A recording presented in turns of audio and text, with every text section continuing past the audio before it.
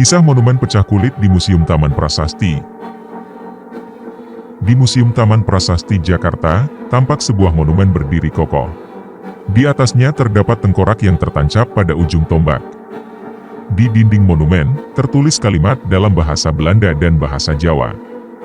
Sebagai kenang-kenangan yang menjijikan pada si jahil terhadap negara yang telah dihukum, Peter Aberfeldt dilarang mendirikan rumah, membangun dengan kayu, meletakkan batu bata dan menanam apapun di tempat ini, sekarang dan selama-lamanya. Batavia, 14 April 1722. Tulisan tersebut bercerita mengenai asal-muasal sang monumen, sebagai peringatan atas hukuman yang dijatuhkan pada pemberontak Belanda di masa lalu. Monumen ini akan membawa ke dalam rasa penasaran atas peristiwa yang menjadi asal-muasalnya. Peristiwa yang kemudian dikenal dengan sebutan peristiwa pecah kulit. Peter Aberfeldt adalah keturunan Indo dan merupakan tuan tanah kaya raya yang tinggal di kawasan Pangeran Jayakarta. Suatu waktu, Verenigd Oost-Indische Compagnie sebagai pihak yang berkuasa ingin memperluas wilayah dan menyita tanah-tanah di Batavia, termasuk tanah milik Peter Aberfeldt. Tanah-tanah tersebut disita tanpa adanya ganti rugi. Tidak terima dengan hal tersebut, Peter Aberfeldt pun merencanakan pemberontakan. Kebetulan pada saat itu, banyak pemberontak lokal.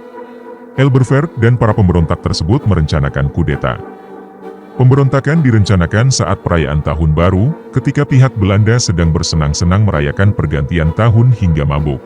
Sayangnya, rencana pemberontakan mereka dibocorkan oleh pembantu Peter Aberfeldt sendiri.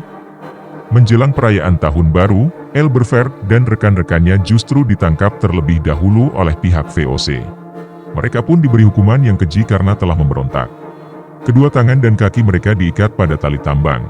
Keempat ujung tali tambang kemudian diikatkan pada kuda-kuda pilihan yang sangat kuat. Kemudian, kuda-kuda tersebut dilecut hingga berlari ke arah yang berlawanan. Badan Aberfeldt dan rekan-rekannya pun terkoyak, daging mereka terburai, kulit mereka pecah. Itulah mengapa peristiwa tersebut diberi nama peristiwa pecah kulit. Itulah hukuman yang diberikan oleh Belanda terhadap siapapun yang memberontak.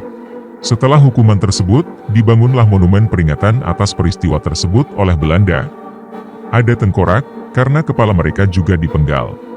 Monumen peristiwa pecah kulit hanyalah satu dari sekian banyak prasasti bersejarah yang terdapat di Museum Taman Prasasti. Sebagai tempat pemakaman pertama di dunia, museum ini menyimpan nisan dari makam istri Thomas Stamford Raffles, peti jenazah Soekarno dan Hatta, monumen peringatan Suhokji, dan banyak prasasti lainnya. Di sini, patung dan nisan bergaya Eropa menjadi pemandangan biasa. Menjadikan Museum Taman Prasasti berbeda dengan museum maupun taman pemakaman lainnya di Jakarta.